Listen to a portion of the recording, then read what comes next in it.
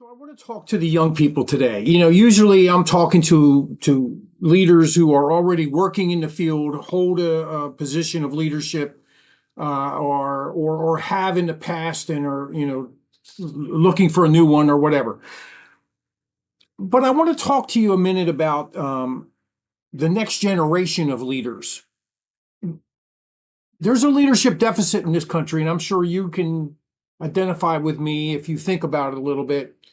Um, whether it's what we just went through with the election and how the government and people are constantly at each other and trying to divide each other, and no one seems to take responsibility for anything, and everybody else is, not telling the truth, telling partial truth, whatever.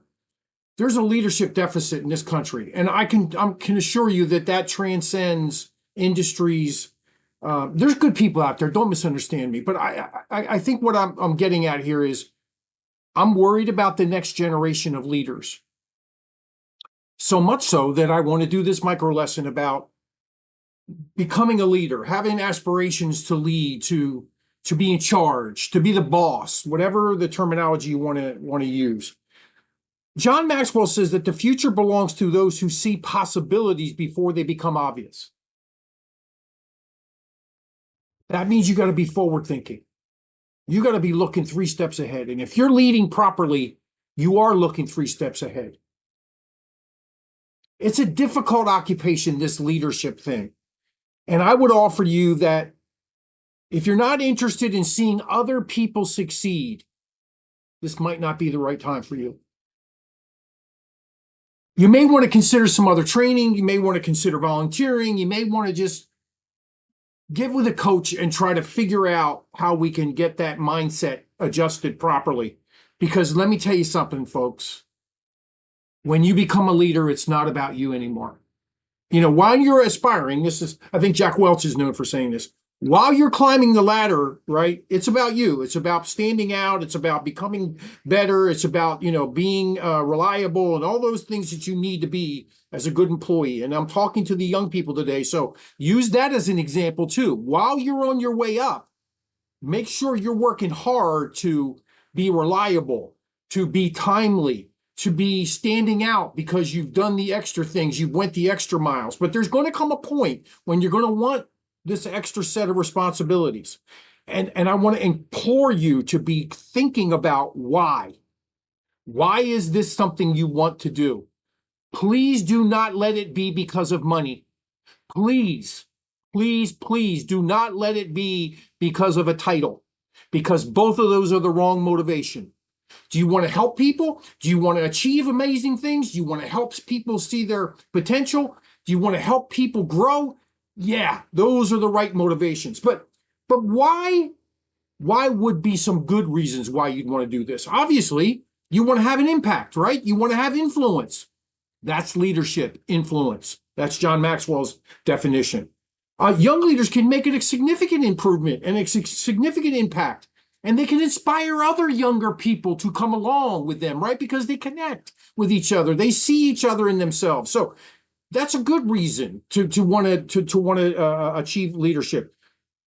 Another reason why is you want to get better. You want to grow. You want to achieve big things. You see yourself in that corner office with your own business, whatever it is. And so that's another good reason.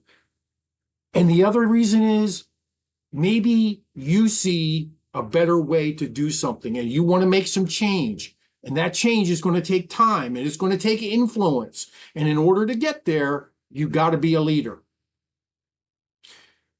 Let me help you think about 3 things that you could do to position yourself, right? 1, find a mentor and be a good mentee. What does that mean? I'll talk to you about that at another session. But find a mentor and be a good mentee. Volunteer your time. Look, none of us are good at this when we first start. We get opportunities to lead at different times, at different situations. So when an opportunity comes, don't wait for somebody else. You stand up and say, I'll do it. Even if it's a little scary. Make the mistakes early, learn, analyze what you've done, and keep moving forward.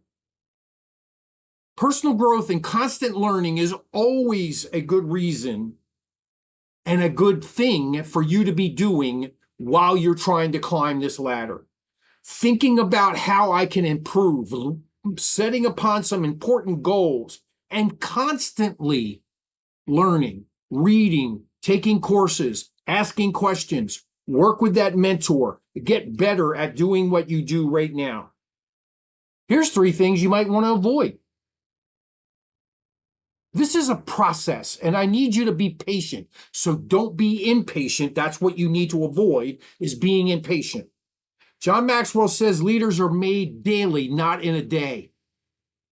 I love what one of the first things I heard him say when I heard him speak once was, some people think leadership is made like a microwave, right? You put whatever it is you're cooking in the microwave, push the button, boom, time's up, you got a leader. No, it's more like a crock pot. It's a slow, developing, growing process that takes lots of time.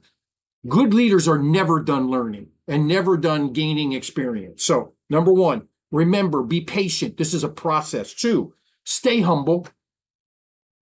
If you achieve something as a stand-in leader, as a part-time leader, as a volunteer leader, whatever you're doing, don't brag.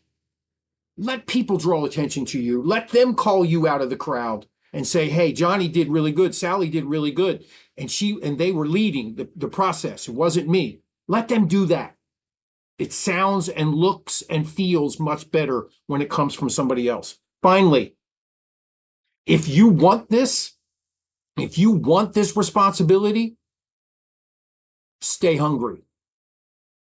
Stay dedicated to it.